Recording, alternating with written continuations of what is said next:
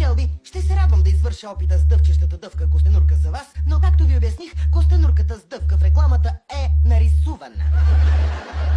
И нашата ще го направи. Давай, Кайл, давай дъвчи дъвката! Хайде, давай, вярвам се!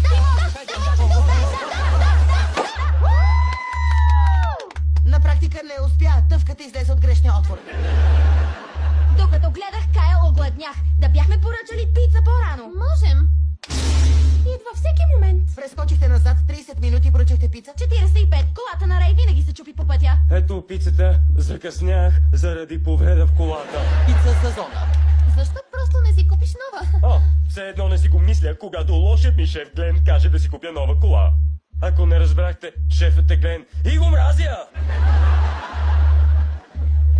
Не бива да пътувате във времето за такива треболии. Знаете ли за ефекта на пеперудата? Много ясно, че го знаем, но може би ще е добре да го обясниш възможно най-простичко за всички останали, които може да не го знаят. Аз знам какво е. И аз, нека да обясни. Това е феноменът, в който малки действия водят до големи последици. Пеперуда размахва крила и предизвиква верижна реакция, която разразява страшна буря в другото полукълбо. Полукълбо? Нали? Точно. Сега всички са наясно. Важното е, че 9 от 10 пъти може и да няма такъв ефект, но на 10-тия може с малък жест в миналото да предизвикате кардинални промени в бъдещето.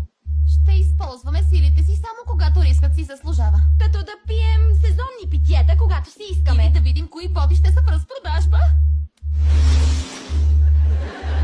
О, ужас! Нали не сте прескочили, за да си купите боти?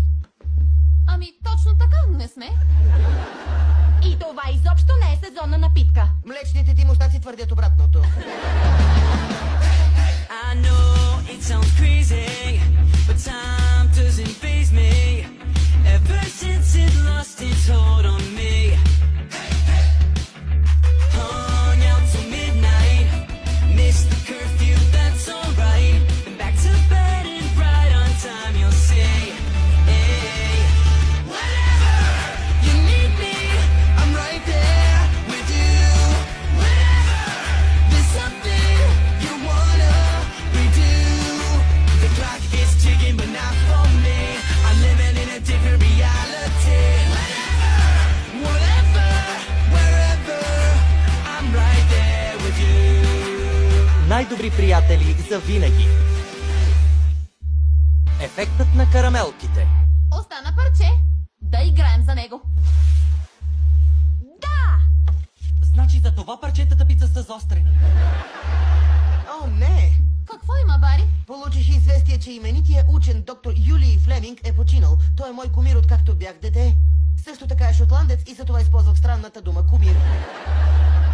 Съжалявам, Бари. Колко жалко. Жалкото е, че е умрял от старост. Трябваше да се спомине като истински учен, облъчен от неутронна радиация, превръщайки се в огромен звяр, разрушаващ малък град и спрян от изтребители и танкове и любовта